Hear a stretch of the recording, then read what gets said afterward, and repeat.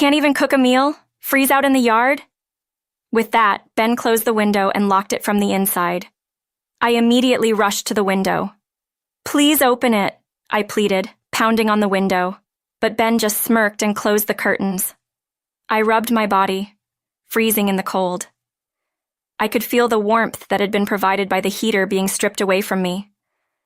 What should I do if this continues? Even the baby in my stomach. Just as I was about to lose consciousness due to the overwhelming cold and the shock of being locked out, a savior extended his hand to me. Are you okay? The next day, I returned home with him. In the yard, Ben was freezing naked. Surprised at the sight, Nick stepped forward. You said it, didn't you? If you can't even cook properly, then freeze outside, Nick said to Ben with a cold voice and gaze. Ben, who had been freezing in the yard, couldn't even respond properly. I'll call an ambulance out of the last shred of mercy and want to say anything to him before they arrive. Nodding to his words, I took a step closer to Ben. My name is Anne. I'm a 28-year-old housewife. My mother passed away from an illness shortly after I started working, and then my father followed her, dying suddenly from a heart attack. As an only child, I was left alone, and I tried to fill the void by throwing myself into work. Are you okay? You seem to be pushing yourself too hard. Ben, my husband, was the one who spoke to me. Ben was someone who would comfort my grieving heart, a person who would support me when I cried alone. After I had calmed down, he approached me, and we started dating. After a few years of dating, we got married. I'm so happy for you, marrying such a lovely woman. Ben has brought home a wonderful woman, said Mike. After getting married, I started living with my in-laws. I had a good relationship with my in-laws. I saw on TV the other day that a new cafe opened near the station. Let's go there together sometime. Yes, I'd love to, especially with Jane, I said. I hit it off well, going out to eat together once a week. I also got along well with Mike, who loves cooking, and we sometimes cook together in the kitchen. I'm happy you get along with my family, though Nick can be a bit troublesome, right? Not at all. I didn't talk much with Nick, my brother-in-law, because he works from home and often stays in his room. However, I was interested in his work, and when I asked about it, he kindly explained it to me. In this way, I got along well with my in-laws. A few years after getting married, I became pregnant with Ben's child. Due to severe morning sickness, I decided to quit my job. That's probably for the best. Don't push yourself. This wasn't a decision I made alone, but was after thoroughly discussing it with my in-laws. With the earnings of Ben and Nick alone, we could live comfortably, and I had savings of my own. Mike was working, and Jane had a part-time job, so there were no issues with me quitting. Pregnant women are lucky. They don't have to work, and no one complains. Recently, Ben started to complain about it. He was present at the discussion, and at the time, was the first to suggest I should quit, acting all high and mighty with no job. Who's acting high and mighty? When have I ever ordered you around? In fact, I'm the one picking up the clothes you've strewn about and putting them in the washer. But being naturally competitive, I always argued back and managed to out-talk Ben every time. If you had complaints, you should have brought them up during our discussion. It was Ben who brought it up first. Exactly. Instead of complaining, take care of your own stuff. With the support of my in-laws, Ben found himself isolated without any help. Nick and Ben weren't on good terms, and Nick wouldn't side with Ben. Ben looks down on me because I work from home. He doesn't listen to what I have to say and doesn't consider me an ally. Nick would mutter such things, so he wouldn't even join in on these conversations.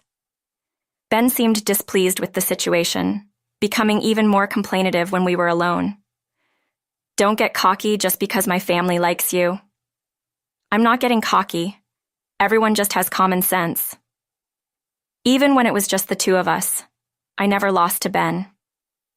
However, as morning sickness began to set in, I found myself losing the energy to argue back. Being pregnant isn't an illness. If you're not working, you're no different from a it. I agree that pregnancy isn't an illness, but Anne is risking her life to nurture a life. That alone is work enough. Nick came to my rescue. He would quickly come to my aid whenever Ben complained and report to my in-laws. While Ben was being scolded by my in-laws, he took care of me. It's hard to tell who the dad is here, I muttered, stroking my belly. Well, with my in-laws keeping watch, maybe Ben will change eventually. Until then, I had believed in Ben. Oh, Ben's not back yet. Back yet. Seems like it. Just then, Ben started coming home late. He claimed it was overtime, but I couldn't be sure. Even on his days off, he'd say, "I have to work on the weekend. It's busy, so I'll stay over at the company." And sometimes he wouldn't come home. Honestly, I suspected Ben of cheating. My in-laws thought the same, and we divided tasks to gather evidence, but it was hard to come by. He only went in and out of the company, and there didn't seem to be any specific woman involved. "It's hard to know what's going on inside the company," I said. I asked his colleagues, but they said there wasn't anything unusual. And don't push yourself. Around that time, my morning sickness worsened, and I couldn't do any household chores. But it wasn't a problem since Mike did the cooking and Jane took care of the other chores, with Nick also helping out. Aren't you ashamed, lying around doing nothing as a housewife? What's the point of you being in this house? Ben would wake me up in the middle of the night to say such things. Seeing his parents doing the chores, I frowned. "A guy who does nothing as a husband has no right to say that," Nick argued back. "You always go against me, the eldest son. That's because you're not a brother I can respect. You've always been insolent." This led to a brotherly fight which was about to turn into a brawl before the in-laws, alerted by the noise, stopped them. They listened to the story and scolded Ben. "That's enough. Do whatever you want." "Wait, Ben, where are you going?" Ben left without answering me. "I'm really sorry about Ben. We are truly sorry." My in-laws apologized on Ben's behalf, and that was the end of the discussion. But Ben's attitude was getting worse. Something had to be done soon. I was at a loss. What should I do? Is something the matter? One Saturday, my in-laws were going on a trip to a local event. It was planned in advance, but they seemed concerned about Ben's recent attitude. "We're worried about leaving you behind." "It's okay. The morning sickness has gotten much better." I sent off my worried in-laws with a smile, and they left for a 2 to 3 day trip. At the same time, Nick also had an overnight engagement. "I'm sorry to leave you at a difficult time. Don't worry about it. Take care." Soon after the in-laws left, Nick also departed. Today and usually, Ben was at home and still asleep. "Well then, I should do what I can," I muttered, standing up. Honestly, I still wasn't feeling well, but if I just lay down and did nothing, I wouldn't know what Ben would say. Fortunately, the fridge was filled with meals that Mike had prepared in advance. I began cleaning and doing laundry at a slow, manageable pace. "Hey, make me a meal." "Did you just wake up?" Ben finally woke up around noon. His hair was a mess, and he demanded a meal with a sullen face. While I was taken aback, I took out one of Mike's prepared meals from the fridge. "What's that?" "You mean Mike's prepared meal? You're a housewife and can't even cook." Hearing that made me instantly angry. Why should I be spoken to like that? Whose child do they think I'm carrying? I don't deserve to be treated like this. "I'm sorry, but right now my job is to protect the child in my stomach. Looking after adults is secondary."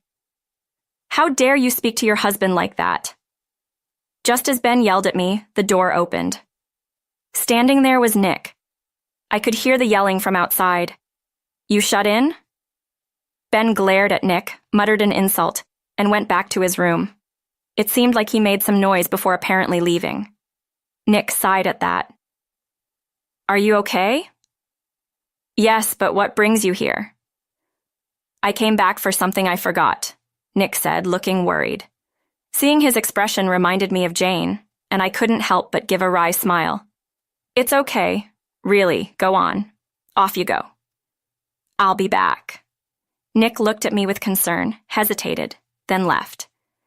Where did the Ben I first met disappear to? If things continue this way, divorce. But I still want to be family with my in-laws. Feeling tired, I decided to lie down for a bit. Closing my eyes, I soon fell into a deep sleep. It's time to wake up. I woke up hastily, meeting the eyes of a smirking Ben. I had fallen asleep completely, expecting to be scolded by an exasperated Ben. I'd let you sleep, but it's evening already. Contrary to my expectations, Ben spoke to me kindly. Surprised, I stared at him. I've prepared dinner, so come eat once you're fully awake. Saying that, Ben left. A blanket was covering my body. Had been with that question in mind, I headed to the kitchen. There, Mike's prepared meals were warmed up, ready to eat. I'm sorry, Anne.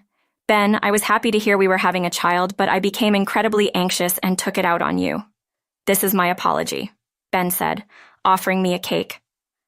Honestly, this gesture alone couldn't make up for his previous behavior, but I was genuinely happy he apologized for the moment. I decided to forgive him, and we enjoyed the meal together. Look, it's starting to snow. Oh, really? Let's go have a look, Ben suggested, heading towards the balcony. Amused by his childlike behavior, I followed him. Indeed, in the dark of the night, the sight of white snow falling was beautiful. Coming from a region where it rarely snows, this was a fresh experience for me, and I carelessly moved closer. Here, let's open the window a bit. No, it's cold. You'll be fine if you wear a jacket, Ben said, putting a jacket on me and opening the window. The cold air rushed in, and as I shivered, he pulled me by the arm. Huh? Before I knew it, I was outside. Turning around, I saw Ben smirking maliciously. A housewife who doesn't do housework is a failure as a wife. Reflect on that overnight. Huh? What are you talking about? I can't even cook a meal? Freeze out in the yard with that, Ben said as he closed the window and locked it from the inside. I immediately rushed to the window. Please open it. I pounded on the window, but Ben just smirked and closed the curtains. I rubbed my body, freezing from the cold. I could feel the warmth that had been provided by the heater being stripped away from me. What should I do if this continues? Even the baby in my stomach.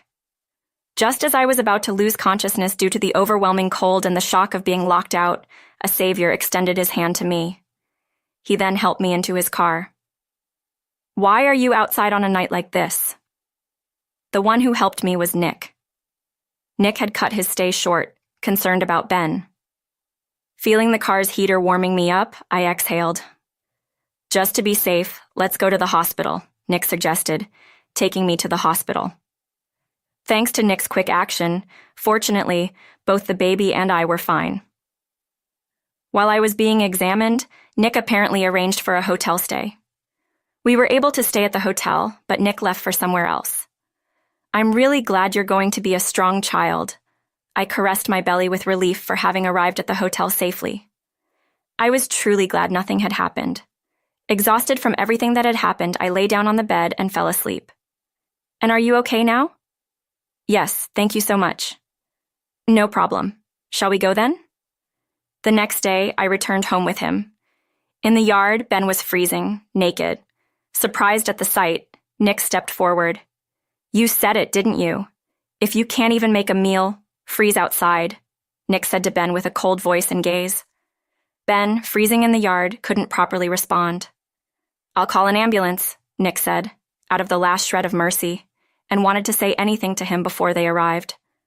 Nodding to his words, I took a step closer to Ben. You almost caused our unborn child serious harm. I will never forgive you. Be prepared. Then Ben was taken to the hospital, and I asked Nick what had happened the night before. After dropping me off at the hotel, Nick returned home alone. He found Ben and a woman who appeared to be his mistress naked in the living room. It seemed he invited his mistress over, thinking we wouldn't be home. Out of the way, he felt completely at ease. Enraged, Nick apparently threw Ben out naked. See who the real trash is after spending the night outside, he said. Then after intimidating the frozen mistress into giving up evidence, Nick forcibly sent her back to her own home. Apparently the mistress had a family too, and by the time everything was reported, dawn was breaking.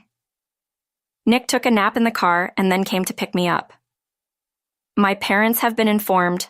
They'll be coming home today, Nick said with a kind smile, staying close to me until my in-laws returned. It's okay now, Nick. Thank you so much. No, I just did what anyone would. Thanks to him, I felt safe staying at home. I'm so sorry. We're truly sorry for what Ben has done. Upon their return, my in-laws immediately scolded Ben.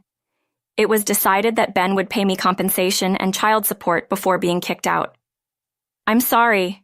It was a moment of folly. I truly love only you. Ben pleaded with me, but I ignored him. Just stop with your foolishness. Don't look at me with those eyes. Then Ben flew into a rage and hit me. Enough, you idiot. Nick caught his hand, with Mike joining in. Ben was overwhelmed, and I just gave in to temptation and embraced Nick. Jane watched him being driven away. He remained pitiful to the end.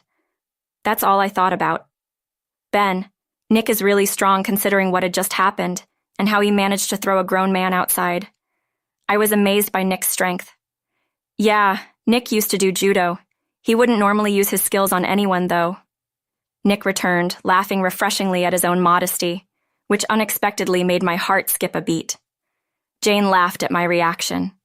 He's got a handsome face and strong arms. It's a mystery why he doesn't have a girlfriend.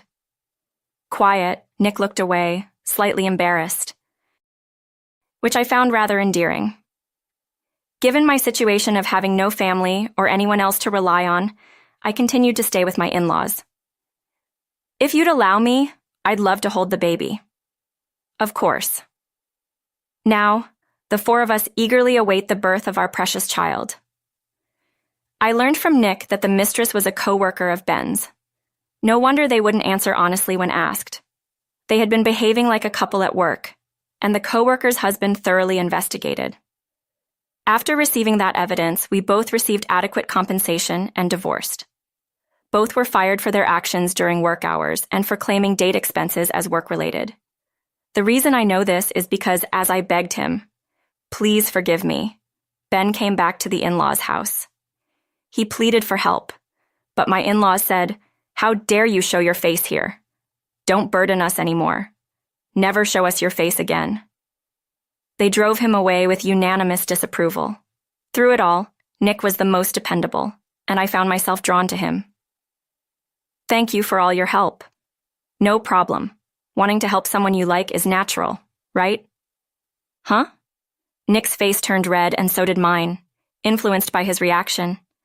Then I realized that Nick had liked me for a long time.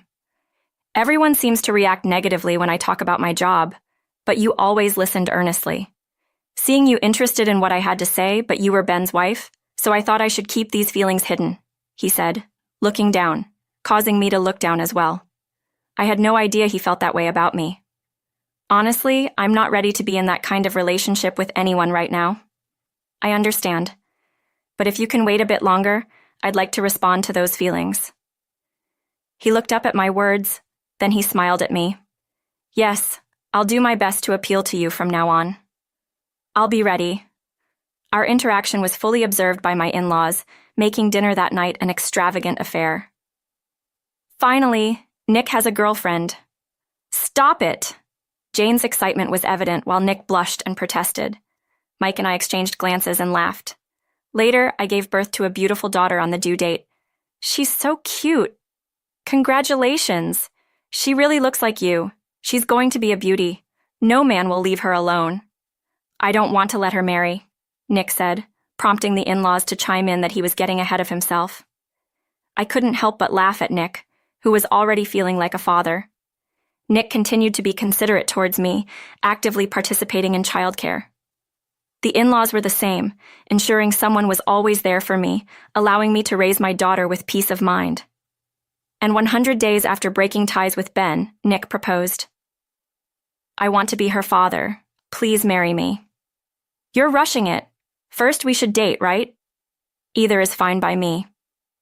Nick smiled happily at my words. This scene was again witnessed by Jane, who teased me about it afterward.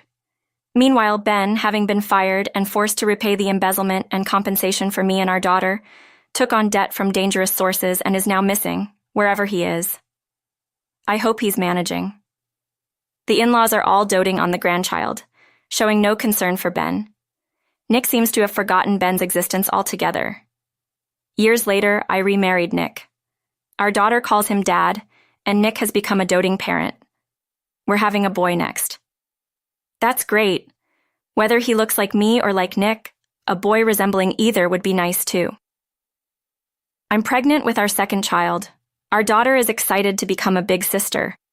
We're all thinking about what to name him, likely going with our daughter's suggestion. I'll make you all happy. You're included in that too. We plan to live happily together as a family of 6. We'll live closely and joyfully. That's a promise Nick and I have made, looking forward to going out as a complete family once the baby arrives.